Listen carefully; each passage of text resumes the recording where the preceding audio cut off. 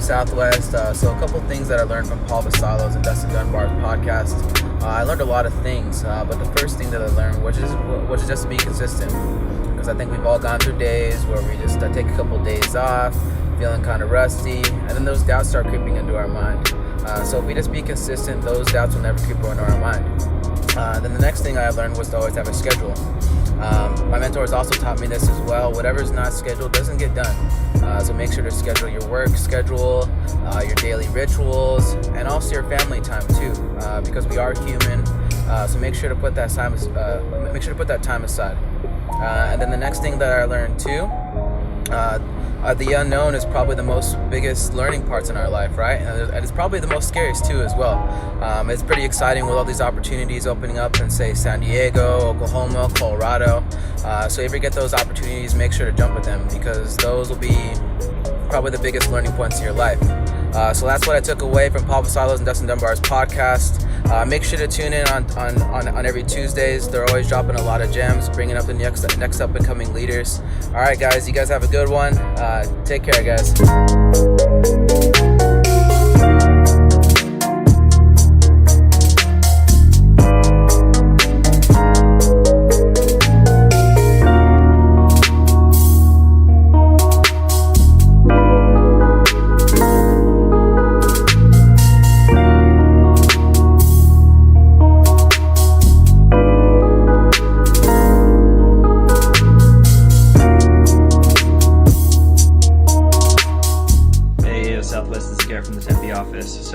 Real quick, just want to throw some shout outs from that last amazing podcast with Mr. Dunbar.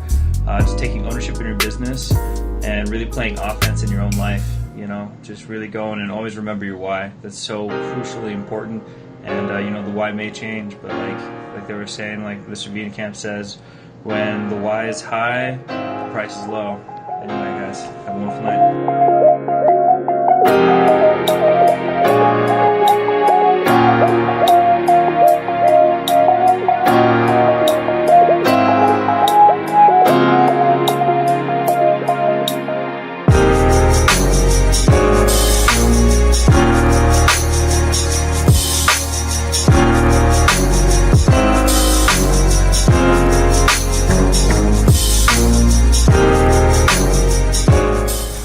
Hey, what's up, guys? This is Robbie coming to you with a quick update on a podcast from last week with Dunbar.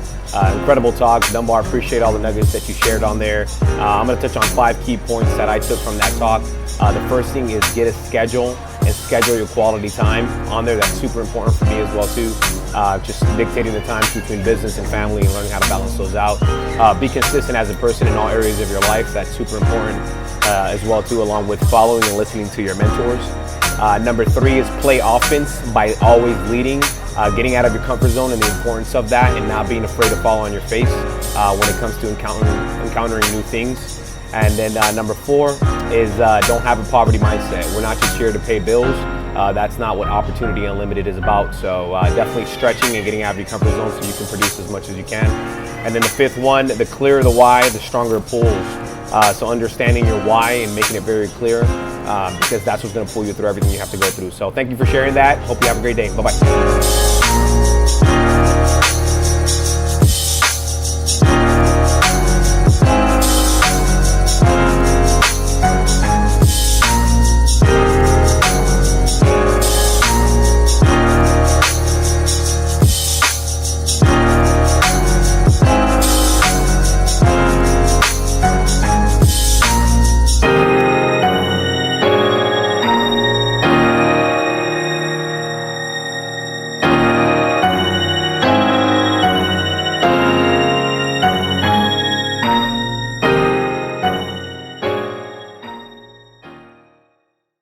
My name is Trinity Walker and I'm from Phoenix, Arizona. My brother's best friend at the time was actually an agent here, and I just reached out to him on Instagram. He was like, hey, you interested in a job? And I was like, I'm kind of at my max at the job I'm at right now, and it's a low ceiling, and I'm always going to look for better opportunity. Like, let's be real. My name is Chingley Chibueze Chimagolum Ibe. Passed my exam, pretty much came out, and I was like, kind of testing the waters, and like, this is just too good to be true. true. My name is Brooke Coleman. I'm from Phoenix, Arizona. I've lived here all my life, but I didn't really know them personally, so I wasn't sure. Like, I saw that they were recruiting, but I wasn't really sure if I was interested. And then one of my close friends actually ended up in the business, and I saw her posting, and it kind of gave me some like, okay, this is legit. First paycheck, and it was true. It was true. So I texted them both, and I was like, hey, what's this about? Like, how can I get involved? So it seemed like a company that it was like, you get what you put in. And I had worked at so many companies where I worked so hard, and it was like I was getting paid the same as everyone else, no matter how hard they were working. So it was amazing to see a company where it's like, if you're gonna work hard, you're gonna make amazing money, and if you don't put a lot in, you're kind of gonna be average. So I really was like intrigued by that it was like you're in control of your own paycheck. And so I came to the meeting on Monday and left and went and put in 2 weeks, like 45 minutes later. So yeah, being in personal training before, the interest there was also to help people get better, right? And create opportunity in their lives that they may not have had, or just boost their confidence. I get to do that on a much deeper scale, I think, and again, being able to provide for my family much more. So there I was making $2,000 in the month and working there because I got benefits or whatever. And then I realized that I can't even afford to take my kids out to do anything, to be able to do things that I would have never dreamed of. That was what really drew me to the company. My name is Ron Spieler. It's really, the reason they focus on that is because it's the truth. It's your own business. You own your own business and you get to actually grow. Here, if you want a raise, you just go and get it. You know, you just work a little bit harder. You work a little longer and you already have your raise. I think a huge thing that I take from our culture is the fact that, like, if you're feeling any way about life, someone's gonna notice. And someone's gonna pick you up from that. My name's Amanda. Mentorship and leadership is amazing here. I've had good mentors or leadership from people, but this is like blows it out of the water. Like when I do get down mentally, if I feel like I can't do this, it's like the first thing you go to is a mentor or another agent, because immediately they're gonna be like, dude, like, get in my car. Like, you can't do this. Every day I'm still finding myself grow and learn something about myself, which is really amazing too. There is literally no limit, and you can share that experience with other people and help them. Like, it's nice that you can go somewhere where, one, you feel wanted, and two, you just have people like empowering you and wanting to make you better as a person, not for themselves. Like, no matter what, it's like, how can I help you? How can you get better? You know, how can we grow? I've been able to grow more in the last couple months since I've started than I have in like 2 years. Being able to have your own and live the life that you want to live. And financially, this gives you the opportunity to do that, and then the opportunity to give that to other people, my friends, my family, you know, which is powerful. And after that, I was just, I decided like I haven't never had an opportunity as good as this outside of, sports and football, but this is like the best opportunity out there. Good morning, AO Southwest. My name is Paul Vassallo, your Director of Leadership Development, and we are joined today with the one and only Southern Foster, our most recent Gold Club member, who he did this not only in a push month or anything like that, but last month, in the month of May, he decided to go out and do something big. And so we're excited, Southern, to have you on the podcast today to share his story of not only the success that you've been having in business, but just his story of perseverance and overcoming challenges throughout the course of his lifetime. And so we'll talk about some of the things that he's done and been able to achieve in just a short couple of years. So Southern is, like I said, our most recent Gold Club member. You said it was 55,000 submit, right? 55,000. 55,000. So there's the new mark for those people going after big things in June and July, as we've got a production month coming up. So obviously, I know Southern, you'd say if you can do it, other people can as well, right? So there's the number. He was an MGA very quickly when he first started with the company, in only about 3 or 4 months. And then there's also some challenges that came through the career that we're going to talk about as well. And so, what Southern, his story really stands out the most to me is about how he's responded to challenges in his career and in his life to come out and persevere to the highest degree. And so we're excited to have you here, share your story, but also I'm most excited for all of you to hear not only what he's gone through personally in his life, but professionally as well, and what you're going to learn from that. So as we always do on Tuesdays podcast, we've got the hashtag Takeaway Tuesday. We've got hashtag nextgenleadership. So make sure you go on and tag Southern and the podcast and the agency, so we can see what your top takeaway is from Southern's story and what we're going to be covering today. Make sure you do your Instagram story, put it on Facebook Live, whatever the case may be, but make sure you tag us so we can see it and then choose the top stories to recognize here in the future.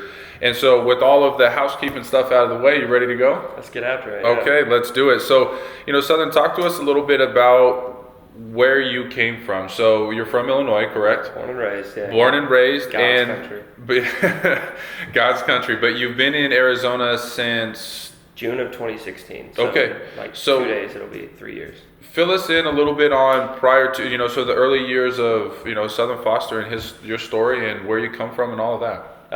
So born and raised in Illinois, grew up. We lived on a farm in the middle of nowhere. So my grade school, I had 10 people in my 8th grade class. Okay. For track practice, we would run around the town because that was how small it was. And then high school was, played 4 sports, so football, baseball, basketball, and track. I was super active. I was active in the community. I was able to be invited to a top leadership academy in the state of 250 people. Wow. And then I was the top 2 for that was selected, so that was cool. Went on to play college, so it was just a lot of sports in my background. Okay. That and then being a server, those were the only things I knew how to do besides corn. Okay. And people who aren't raised around corn, they don't know what detasseling is. But if you ever see, you know what detasseling is? No idea. Case in point. So if you've seen a corn stalk, right? Tall Yeah. plant. So the little frilly looking part on top, the yellow part that kind of stems out, that's called a tassel. So Okay. our job when you're 13 is to walk through the cornfield, and those things can be like a mile long, right? Yeah. In long sleeves pants in summer, which yes, Arizona's hot, but it's not humid. Correct. Okay.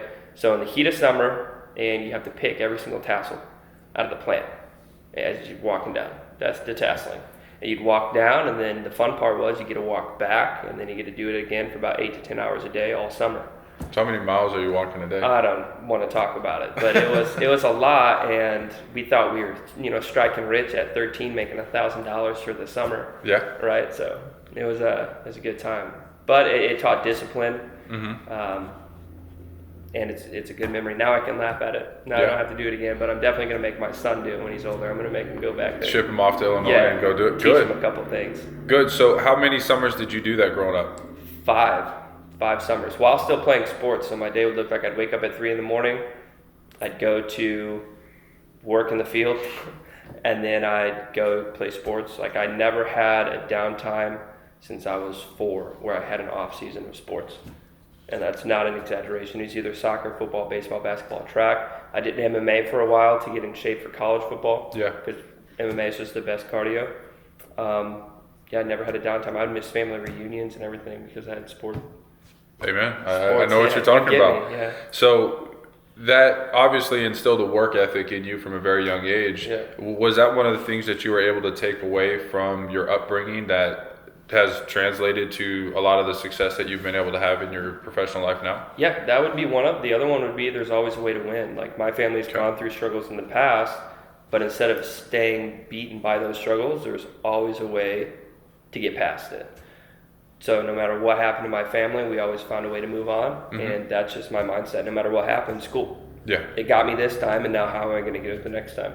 Well, and talk about that. I know prior to we discussed your father was very high up with, it was a construction company? Construction company, Okay. And so, but then life kind of changed from an early age for you. So, talk about how things with your family, you were able to find a way to win and what that looked like. So the pro of him working that job was the financial aspect of it, right? Yeah. But the con was, and he'll tell you the same thing, is he was working 8 days a week, which means he never had family time. So the money's great, but if you can never spend it or spend time with family, money's not everything. So he moved after the whole incident happened. We had a lot more family time. He still had his jobs. He still made sure he had money for the family. Good. But what worked out was it instilled that, again, there's always that way to win because a lot of things went downhill. He found a way to always move past it for the family. Mm-hmm. And then the fact that he kept us close-knit kind of helps me. I mean, it helped me through sports because being close to my family showed me how important it is to work as a team. right? Yeah. How important it is to get along with the people around you, even if you have arguments now and then, how you can not necessarily compromise, but agree to disagree to get past that, to For keep sure. moving forward as a unit. So, yeah. That I think would be those two: family, like working around people, working as a team, and just that mindset of it's not over until you say it's over. Those are the two biggest things I would take away. Good. Now, you mentioned sports growing up, and obviously as an athlete myself, I know that so much time goes into that. So I can't imagine detasseling, for all of summer. But You don't want to. right, exactly. But with that though, when did you decide that, hey, I want to pursue sports in college and beyond just like, hey, this is a cool thing, it's fun, but when did you make that decision, like, hey, I'm going to pursue this? I made that decision when I was about 4 because my mindset was I was going to the league. Okay. Right? Just like everyone who wanted to go into sports. It actually started off with basketball. I was top for my area, for the state basketball up until high school. My focus kind of shifted. I still played, but my focus was more football at the time. And then I was like, well, realistically, baseball players make more money and they don't get beat up. Man, I wish someone would have told me Right? that. So I'm like, I'm going to start shifting into baseball. And then I started, my focus just went, strictly into baseball. Okay. The only thing that brought me back to football was my senior year of high school. Statistically, it was a great year for me. So I was like, I can't give this up. Like, I love football. So Yeah. So at that year, or at that moment of deciding in senior year, was there options to just play one or the other? Because you played both baseball and football in college. So what was that determining factor for you of, do you play only one? Do you pursue both? the determining factor was, so if I went baseball, I think I could have, I don't know if I would have moved on after that, right? Past is the past, but it was further away from my family, and I had that mindset of family is everything. And then my mindset was, you only live once, and I was like, I don't want to not play football, that I have the chance to play football still, because I still play baseball, and I'm not in school, right? So baseball is one of those sports, just like basketball, you can go play games without being organized, right? Yeah. My baseball league is organized, but you get my point. Football, I was like, once I'm done with school, I'm done, right? Correct. I'm not going any further than this, so I was like, I got to give it one last go, and that's why I was like, I'll do both, just so I don't have the regret of, what happens if I would have played a couple more years. Correct. So, yeah. And how'd that go? You go off you graduate high school, you go off to college, and how were those years of school and sports and all of that for you? The years of school were good. Like, I was there because of the sports. That was I mean, I always got decent grades. I was blessed to always be the student who, and I never bought a book in college. My professors didn't like that, but I always got B's or A's just because I could go to a class, memorize what they said, or not go to a class, but go to the ones I needed to for the test. Correct. And pass. So school was okay. It basically just set up the right timeline for me to get to where I needed to be. Correct. But sports were always fun. I mean, the work ethic, it's a whole new level in college. You know that. You even went further than that. So it's like the discipline you have to have, even when you don't want to, you don't have a choice. Like, it's the physical demand. It just turns you into a completely different person than who you were. So Absolutely. So how many years did you play sports in college before, graduating into business and all of that? How many years were you a student athlete? 3 years, but football was only a year and a half. Okay.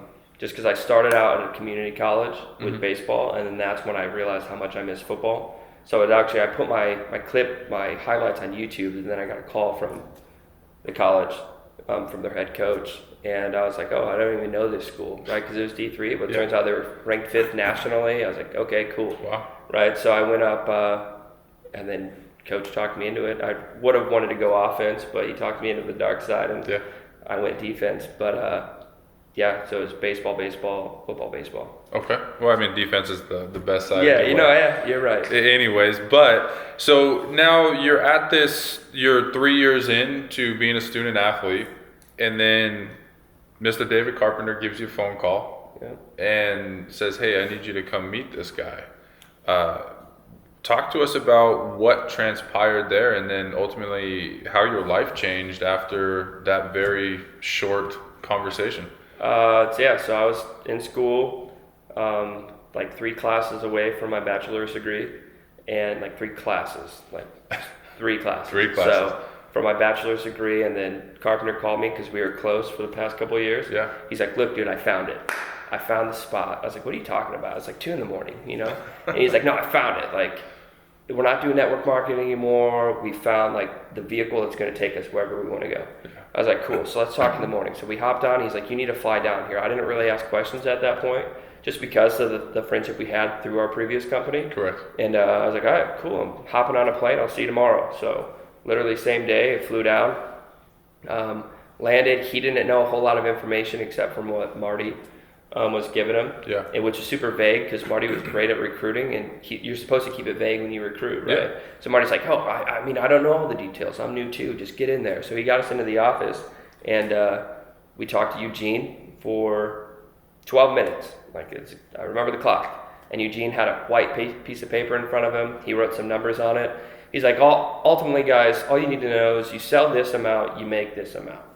And I'm like, so if you sell that, you make that every single time? He's like, well, the higher you go, you make more on that same amount. I was like, okay, so basically sell that, make that, like I'm sold. And the number he circled is like, you sell this, you make $500. I was like, $500? I was like, that's nuts. Like, I was like, how long does it take you to make that sale? He's like, my average sale is about an hour and a half. I was like, $500 for an hour and a half? I was like, okay, sold. So we left the office, we're hyped up. We started looking up apartments right away. I flew back, dropped out of school, gave up everything else, told my parents, hey, good news, I'm moving to Arizona.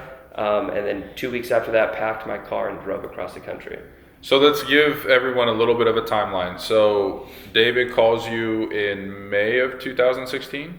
Yeah, April of 2016. April, okay. And then the next day you jump on a plane? Yep. Okay. You meet Eugene maybe the day after that or something? The same day I landed, David picked me up in the morning, and then we went to the office. And then the next day, you're on a plane back to Illinois. Yep. And you're full-time in Arizona after a 12-minute recruiting conversation with Eugene. Yeah. And you're full-time in Arizona by June? Yeah, June 21st, I got here June 21st, 2016. So, I mean, that just goes to say the old saying, you can't say the wrong thing to the right person, right? Yeah. We overthink a lot of things in life, whether it be how to maybe talk to the opposite sex, or how to recruit somebody in business, or how to win over our parents on something that we want, right? Just, I would say go for it, maybe is the right answer for that. So you get down here in June, you get coded in September. Talk to us about those couple of months of what you were doing to figure it out, and you just moved to a new state, new city, all of this is new. What were you doing? What was your mindset like? My mindset was to find actually a job, like a part-time job, to start making money. Yeah. Just because of the situation, I had no money when I moved down. It was just, my mindset was right, but my bank account wasn't. So I had to find a way to start making money. I had a situation happen at the casino, so that worked out. But I went to a serving job actually with David, and it was too far away, so I had to quit their third day of training, and just because I couldn't afford the gas, right, to go there and back. So I was like, okay, well now I really need to focus on insurance. So after that job fell through, that's when I really started hammering out what I needed to do. I was talking with Dustin Camp about, okay, these are the steps I need to take. I'm going to get them done. So that's when I just started honing in my focus. Good. And so that was the summer months of 16, correct? Yeah. You are coded in September. You hit the MGA qualifications by November. Contract is live in January of 17, correct? Yeah. And then, so talk to us about how that next year went. So next year went great. I won, the team won top MGA for the 6 months for my MGA class. So I was blessed to speak on stage in Tahoe about that. That was awesome. We built a really good culture. We had a lot of great people. Obviously Carpenter, and then like Tyler Townsley, I don't know. Yeah. Hayden, we had a solid squad, and it was just mentally though, I wasn't prepared to be where I was going. Okay. Right. So the team was growing, around me was growing, but my mindset wasn't. So that's why personally I started going, I stayed stagnant, and like Dustin always says, if you're not growing, you're dying. Yeah. Right. So it's just the analogy that I usually use is if you're walking down the sidewalk with someone holding hands, and they're going even a tenth of a mile per hour faster than you, eventually you let go, right? Yeah. So that's what the team was. They were just moving faster than I was mentally. Okay. So I fell behind. And then after that, you know, I was mad at the world. I blamed everybody else except myself, and my quality started dipping. Okay. So then I was like, well, I got to go find somewhere else, right? I got to go do something else. Yeah. That my mind was made up. So I basically checked out and started looking for greener grass. Okay. So let's talk about that, because there's so much. I was actually listening to Ed Milet's podcast this morning, talking about the result of what you see today was the work that you did 90 to 120 days ago, right? And so when you talk about your mindset was not prepared for all this growth and the trajectory that ultimately your career was going, were you not doing those things because of the background in business and things that you were in previously? I'm sure they challenge you to get better mentally and read books and podcasts and all of those things, right? Absolutely. Yeah. So were you not plugged into all of that at that time, or why were you getting complacent because you were making more money probably than you've ever made? What do you think was the biggest factor for you mentally and personally not growing the way that you needed to? I didn't say coachable. I was cocky. Okay. Right? I was a 22-year-old kid making 5 figures like a week. So it was like I was making more money, like you said, than I ever made. So I was like, well, I don't need to keep growing. Like I made it, you know? So I just started slipping. I wasn't listening to podcasts, personal development. Wasn't listening to what even Dustin Camp was telling me. Yeah. I just thought I figured it out. Yeah.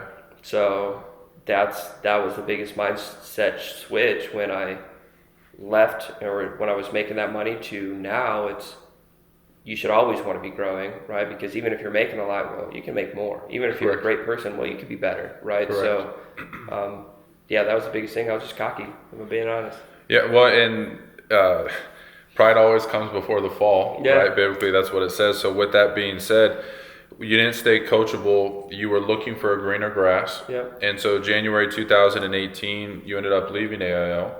And so talk to everybody about kind of what led to that decision, but then ultimately here you are back again. So what happened in that time frame? What led to that decision was my anger towards the company, right? Because I was focused on blaming everybody else, but also we were going to have a baby. So I was like, I'm off bonus and quality, and the company did this, right? I need to go make money. So I found another company to go work with. Okay. And I was like, mindset was, it's so much better here just because it's not the same company. Correct. Well, once you get up close to something, you see it at face value. I was like, okay, well, never mind. This isn't what I thought it was, right? So I was like, this company, I've been here for 2 months at the time. And I was like, this company's already changing. Like, there's no fluidity with what they say or what they tell you. Yeah. Paying out of pocket, like $2,000 a month for leads. Wow. And if you don't run those leads, they take the leads back from you, even though you bought them, because you actually only leased them. You don't actually buy them. Okay. And, that was just, I was like, well, now I'm kind of stuck. I don't know what to do. So mentally at that point, I was like, I'd gone at this 2 times now in the insurance industry. I was like, maybe it's not for me. And then I started thinking, well, if this isn't for me, I don't know what would be, because I can't go back making $10 an hour, because I'm like, I could have made $500 this hour, you know? Correct. Once you start making money, you can't, there's no other alternative. It's hard to go backwards. Yeah. So,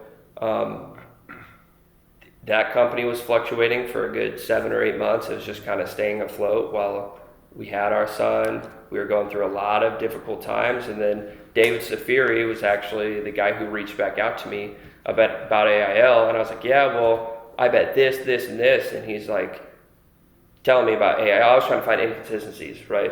And turns out the only inconsistencies were with myself. AIL, by the time I left, they actually got even better than they were, because they started paying even more money than what they were paying. Yeah. The bonus structure, like, magnified. Yeah. Right? The systems and processes got better. The back end got better. Like, they kept growing. Even the company was growing, right? And my mindset was, well, that's when it clicked to me. I was like, it doesn't matter the consistency of the company if the individual is not consistent. Correct. Right. So then I started thinking about it, and I was talking to my family. I'm like, what should I do? Should I stay with a company A, who's not consistent, and even if I am consistent, this isn't going to support me? Talking about the other company. Yeah. Or I go to AIL, and it's always consistent and always getting better, and the systems and processes will support me. I have the leadership that will support me, and if I focus on me and I'm growing with the company, then everybody wins. Yeah. So it was the obvious choice, right? And I came back here in March after a year, 13, 14 months of a lot of downtime. Yeah. To really realize what I had here, right? It's one of those things you don't realize what you got till it's gone. Yeah, I learned it the hard way, but I learned it. Yeah. That's all that matters. Absolutely. And what has helped propel you to the success that you're having. And before we touch on that though, you said something very valuable, that you weren't prepared for the success that the trajectory of what the organization that you had helped build and establish was going. But then also you said something that when we were speaking earlier, you said it comes down to the individual. You thought everything would reset with the new company. Oh, it's the company's fault. Oh, new company, new me, baby. Here we go. It's going to all be good. Okay, that company, new company. Here we go. It's going to be new. It's going to be better. Here we go. But it's still the same me.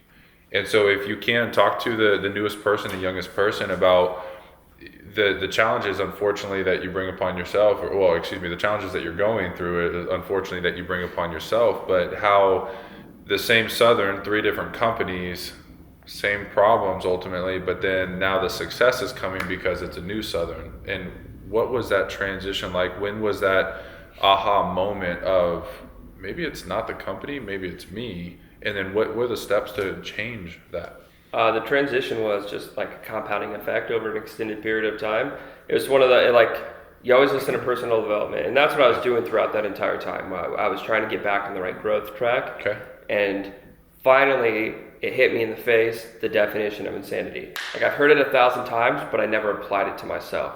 And that's the thing, you can listen to personal development, you can read the books, but if you don't apply it to yourself, then you're not really, it's pointless. You're just wasting your time with sound. Correct. Right, or words. So I looked at it, I was like, yeah, the definition of insanity is doing the exact same thing and expecting a different result. Yeah. And I was like, well, let's look all these struggles, because when something bad happens in my life, there's 2 ways you can look at it. Mm-hmm. You could be happy about it, as weird as that sounds, or you could be mad. Happiness is a choice. Yeah. Mad, nobody wins. Happy that it happened and you learned from it, everybody wins. So I looked back, I was like, all this stuff that we've gone through, I was like, what's the common denominator? Wasn't the company, right? Wasn't where we lived because we moved. It wasn't anything except I was in all those companies. Yeah. I was in every place we moved, right? So it was me. I was the common denominator. And I was like, well, if I keep doing this exact same thing, how am I supposed to have the audacity to think that it's going to get better doing the exact same thing? Correct. I was like, I'm just going to do this. And I made it simple. I was like, told Dustin Vinny Camp the first time we came back, and told David, I was like, look, I'm going to be a blank slate. I promise you guys, the first time I step out and don't do what you guys tell me to do, cut me. I was like, because I need that accountability. I was like, you guys know what you're doing, and I'm going to listen to everything you say. Vinny Camp, Stafiri, and Dunbar. I was like, you tell me what to do, and I'm going to get it done. So 31 days back into this company, I did exactly what they told me to do, and then I wrote $55,000 on the month. Yeah. So to me, it's an obvious, you just stay coachable, just listen to the mentors that you have around you, and good things happen, Absolutely. Yeah. Absolutely. So now you're at this point in your career where you're starting to improve personally, professionally. The trajectory is back, right? And you do a milestone that only few have done in going for Gold Club, and I hear Platinum Club is around the corner. Platinum is in October. I'm going to go for Platinum. Good. So with that though, when you look back on May in hindsight, there's obviously room for improvement, but there's also a lot of lessons in between. What were some of those things that you learned during May about what you're capable of and how to attack a month and all of those things for the newest person?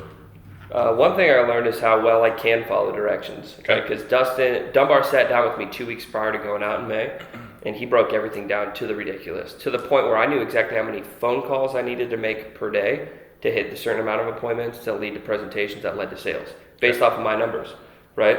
So he broke everything down, and I just followed those directions to a T. Yeah. The second thing was, it was mentally draining. Like, working every day, I'd leave the house at 8. I wouldn't see my son or my fiance all day. I'd get home at 11 at night. to eat, to go to bed, to wake up and do it again. So I'm like, mentally, I was drained. I had to call David and Dustin, like Safiri and Dustin, to be like, look, I'm tired. Like, what do I do? It's only day 17. I basically have to do what I just did again with more work to make up production. Correct. I was like, what do I do? Yeah. You know? And that's another thing I learned is how I can ask for help, right? Don't be afraid to reach out to mentors. Correct. It's not a sign of weakness. It's actually a sign of strength. Like, And if you know, when you Yeah. know you need help, because if I didn't reach out, then I would have not hit the goals that I wanted for me or my family or the company. And it was a simple phone conversation. Yeah.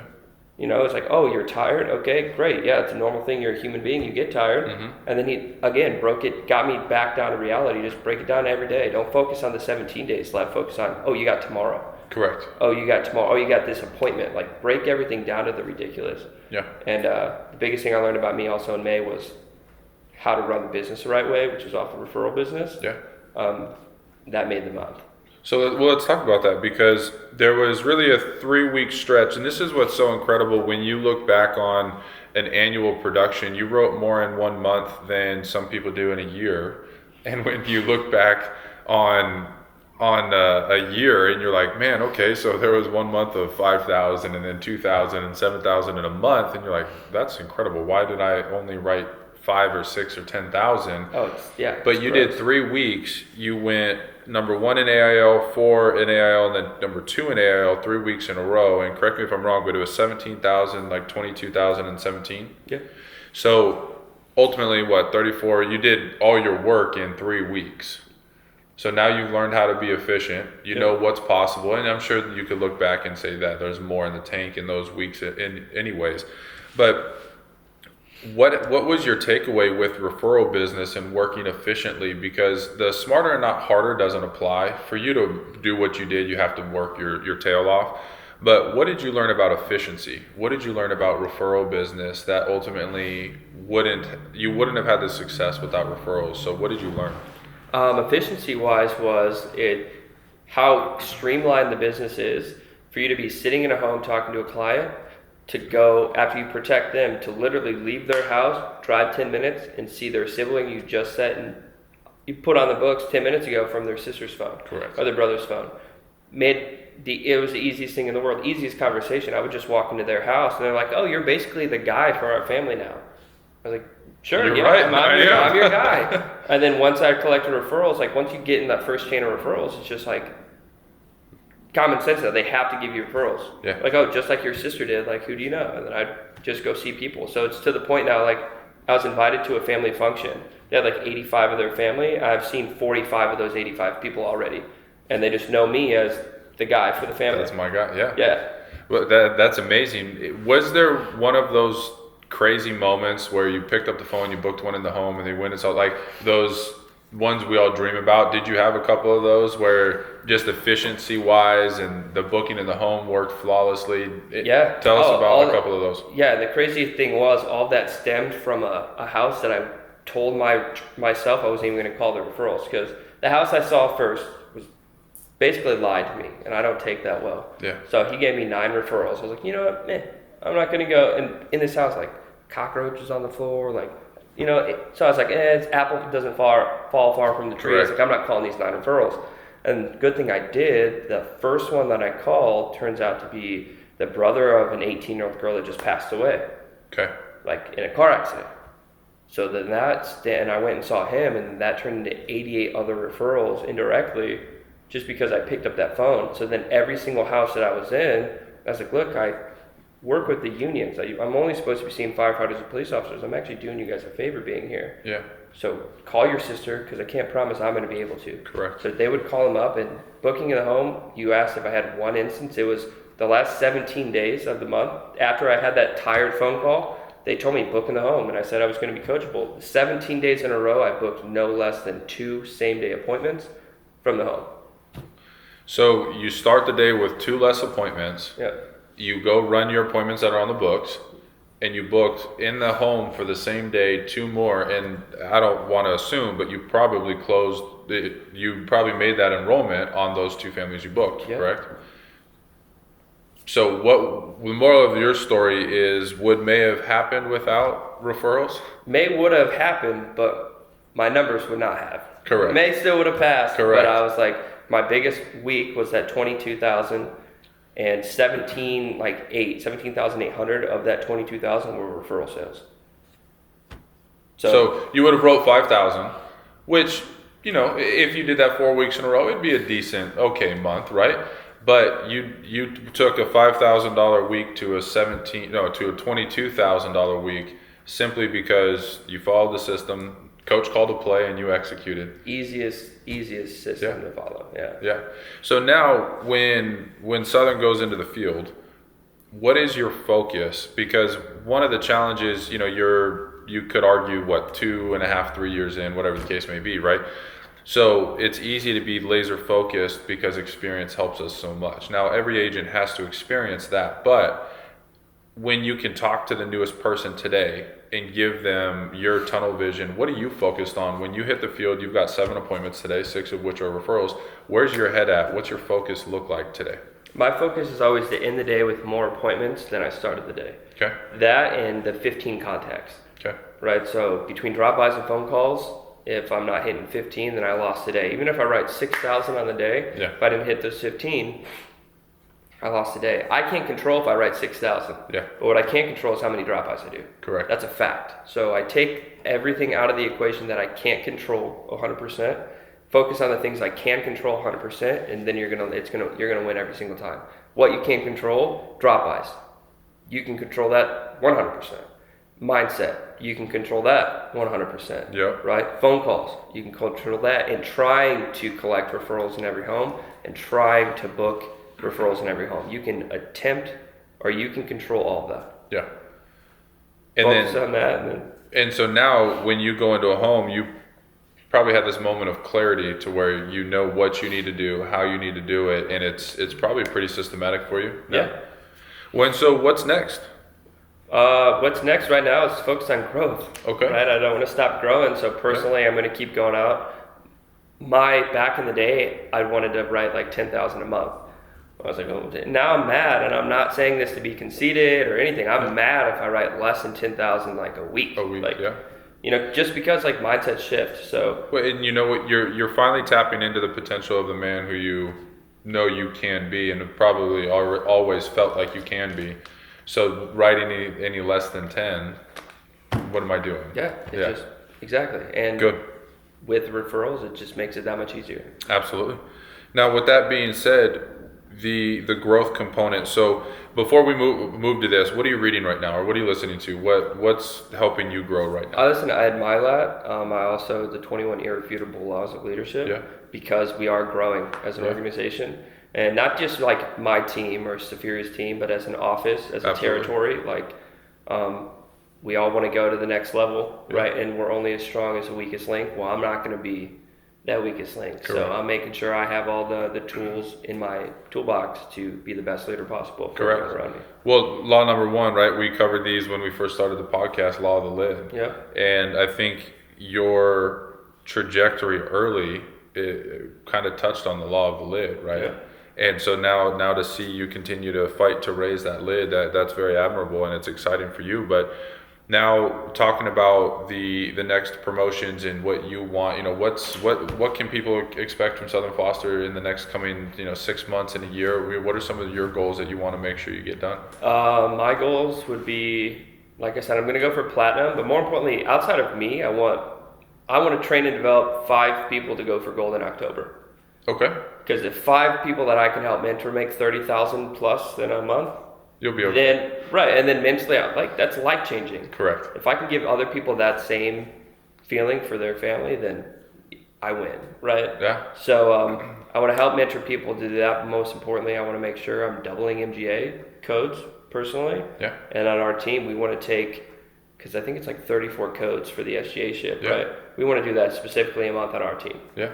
Make it we want to take all the accountability, hold ourselves to the highest standards, just because that's going to force everyone else to level up as well. For sure. So if we can be that pole, that peg where everyone is reaching to be, striving to be, then we're doing the right thing. Absolutely. Well, and I don't think anyone's going to doubt you, right? I mean, because you've proven what you can continue to go after and inspire yourself. So platinum in October, 5 people to achieve gold in October as well. Yeah. We're excited for you to go after it. So go out there and get it done. What would your last message be to the newest person, to the youngest up and coming talent, of how they can go out there and attack these next couple of months or weeks preparing for July, and how to get their mindset proper for doing something big? One would be, and I hit on this all the time when people ask me that, it's set expectations at home, right? Because if your home side's not right, then your mindset's not going to be right. That was the biggest thing that I had. I wanted to hit the 55,000 if I didn't have the support that I had from my family at home. Correct. That's half the battle, if not a little more. For sure. So set expectations at home. Let them know your goals, which I guess leads into you have to have goals. Correct. Right? And plan them out, work backwards. Pick a number that scares you, but then break it down, because then it goes into small numbers. If you pick 50,000, that's a scary number. Yeah. Right? But if you break it down to only needing 2 sales a day or 1 sale a day, 1 sale a day, not crazy. Correct. Right? So set expectations at home, pick a goal and break it down, and then execute and but stay plugged in. Yeah. Never feel like you're on an island. If at any point in time you feel alone, you need to reach out like that second. Yeah. So stay connected. Isolation is a very scary place to be, right? Because then we get in our heads. But I there's so much that I took down. I hope everybody had their pen and paper ready, because you start talking about waking up at 3 a.m. as a young boy, going out there to what's it called? Detassel the corn. And then you talked about your family always finding a way to win, but subconsciously that had to be ingrained in you to go out there and achieve the things that you've achieved, right? You've had to always find a way to win. But one thing, especially in the recruiting process and understanding what influence can do, and when someone like David, understanding who are the people that I influence the most and or who have the most influence on me, when David can say, I've found it, and there's no question, right? It wasn't, what, how much, on a plane the next day back, and now you leave a scholarship for school, sports, you drop everything so understand that influence is so much of that process, really in anything in life, right? So that was so evident in your story, but you also then ran into, you weren't necessarily prepared yet personally for the trajectory that you were going on. That leadership, number one, law of the lid, was so evident for you. So now, like we talked about with what Ed Milet was saying about, the headline of today was 90 days ago, 120 days ago, the work you were putting in. So what's so cool about you going gold in May was the preparation that was done in February, March, April, and everything leading up to that, mentally and spiritually with the family, all of that stuff.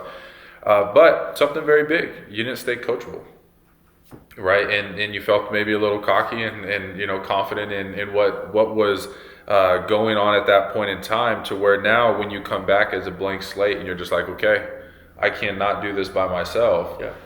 Teach me, lead me. But then I think the biggest thing for the newest person to understand is take control of what you can control, because you hit it on the head. You can control how many times that you book in the home. You can control it when you attempt to book in the driveway. You can control how many drop-bys you do and all of those things. Yep. But also I think some people may have missed this. You said happiness is a choice.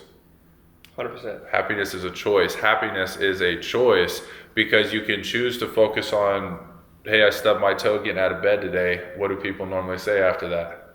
Today is gonna suck, yeah. Or happiness is a choice, and you can choose to go ahead and just say, hey, today's gonna be a beautiful day. Yeah, I split my toe in two, but today I'm gonna rock today. And so but that goes throughout everything. Maybe you and your spouse got into an argument. Today's still gonna be a beautiful day. My spouse is still beautiful. I still love whoever it is. I just got yelled at an appointment. Today's still going to be a beautiful day. Exactly. I still am going to help the families that I'm going to help. So there's just so many nuggets, Southern, that you said. But I'm going to end with this one. Set expectations at home, because ultimately the most important relationships in our lives, if those aren't right, it's really hard to execute and perform at a high level with anything in life. So make sure that your partner is on the same page with your goals. You said it very clear that you let Natasha know that, hey, this is what I'm going after. Yeah. And then she was the support and the rock of helping you get that done, correct? 100%, yeah. And so that's what's so exciting for you to really take this thing to another level, is you've got that support at home. Obviously, you guys are on the same page, and so we're just excited to see the trajectory keep going from this point on. So thank you for joining us on the show today, and Thanks for having me. we'll catch you soon. Yeah, absolutely.